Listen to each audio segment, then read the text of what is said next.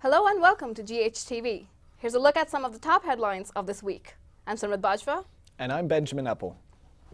The Ignite student government has just released its 2017 to 2018 operating budget. It sets aside nearly $11 million for next year, and close to $2 million of that is going towards staffing. Another $1 million is going towards running events. These numbers are only an estimation and will change depending on how many students enroll.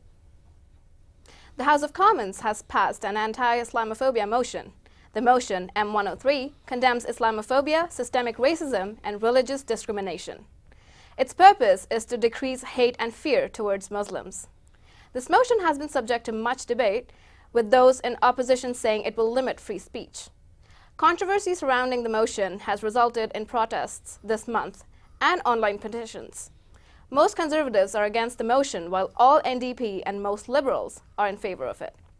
It was passed with a margin of 201 to 91. The Canadian government has released their 2017 federal budget to the public. This is the second budget to come from Prime Minister Justin Trudeau. So far, it's being met with mixed support from both parties. Some officials see the new budget as Trudeau waiting to see how the Trump administration affects Canada. There are currently no plans to reduce country debt, but some areas being given special focus include gender equality, Indigenous peoples, and the opioid crisis. The United States has approved the Keystone XL pipeline. President Trump made the announcement last Friday at the White House. The initial application for the pipeline to cross the American border was brought in over 8 years ago.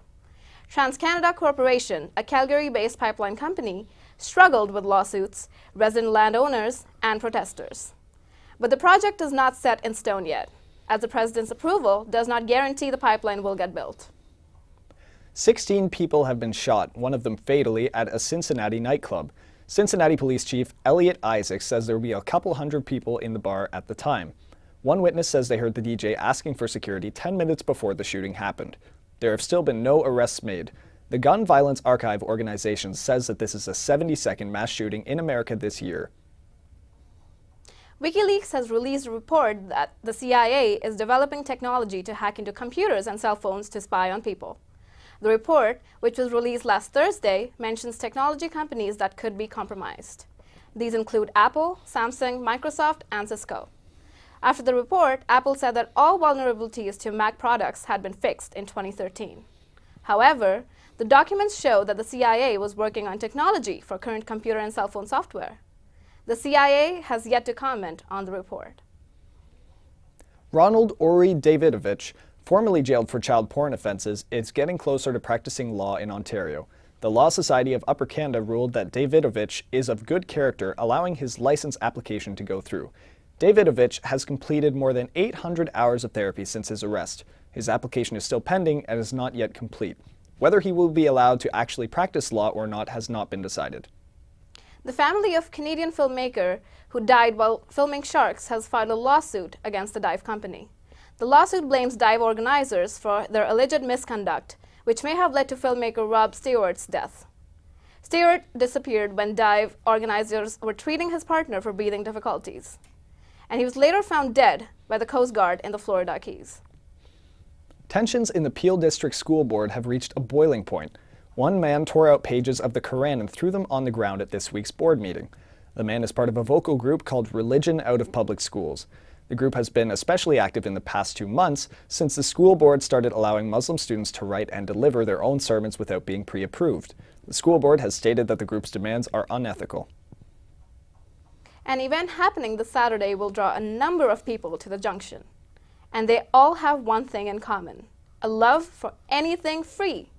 GHTV reporter Asta Shetty has all details. In a recreational center right outside Campbell Avenue Park, a small Toronto community comes together every month to set up what is known as the really, really free market. And as the name suggests, everything here is really, really free. And the idea behind the market is quite simple. The really, really free market is a great community. It brings the community together to share things that people have and don't want anymore with people that need things and can pick them up and use them again. Before I went to the shoe store, I came here and there were my shoes, brand new in the new big size. The really free market helps build a community. If a community brings its resources together and everybody takes just what they need and others bring what they don't need, we end up with quite a happy equilibrium. And what happens to the items that are left over? Well, those things are donated to thrift stores all over Toronto to help those in need.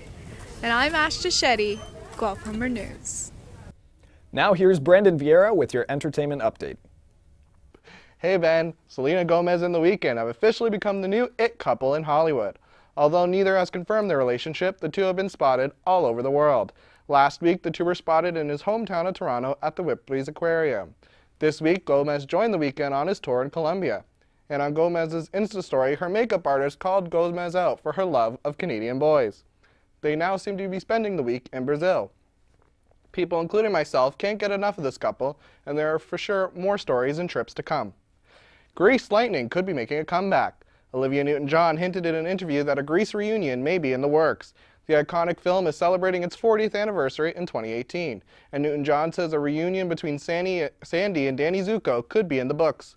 Although she has nothing to announce yet, her and John Travolta are looking at ways for the two of them to work together again.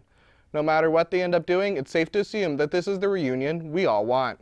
Speaking of musicals, the Tony Award-winning musical Hamilton is coming to Toronto.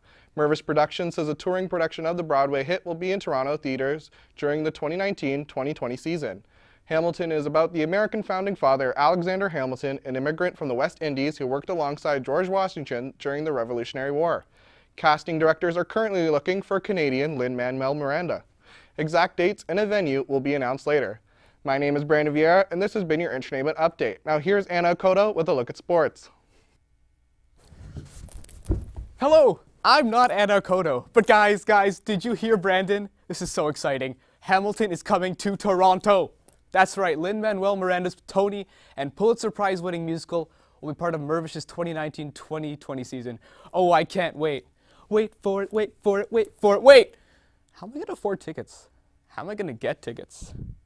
I'm not throwing away my shot to see Hamilton. I won't be helpless. To the capitalism once more.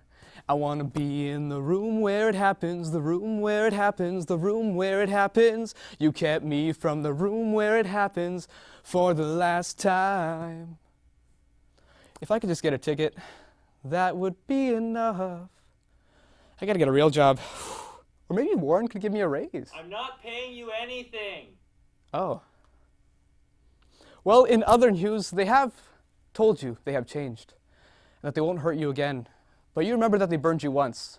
How can you ensure that they won't burn you again? No, this isn't your ex we are talking about. It's someone that was even closer to you. Someone that you couldn't leave home without, and your parents say you're addicted to them. It's Samsung and your Note 7 phone. Now we know that they've changed and that they'll never hurt you again. But Samsung, I'm not sure if any of us are ready to emotionally risk that turmoil again.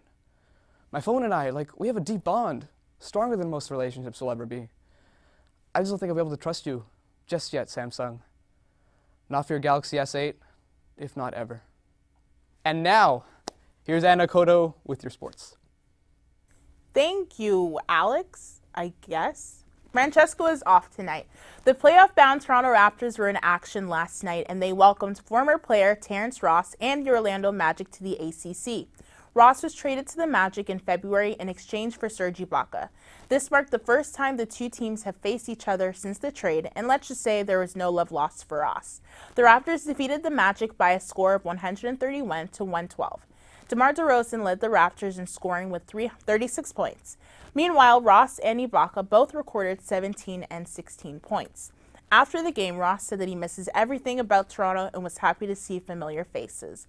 The Raptors will be taking on the Charlotte Hornets in their next game on Wednesday. Tip-off is at 7:30 p.m.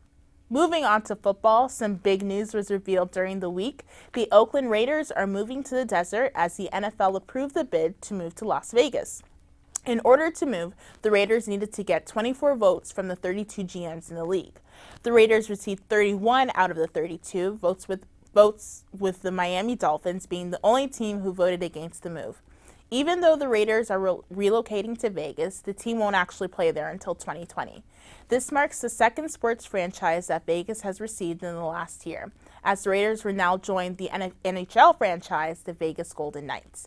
I'm Anna Akoto, and this has been your GHTV Sports Update. Back to you, Simrit. Thanks, Anna. The Tasmanian tiger might not be extinct after all.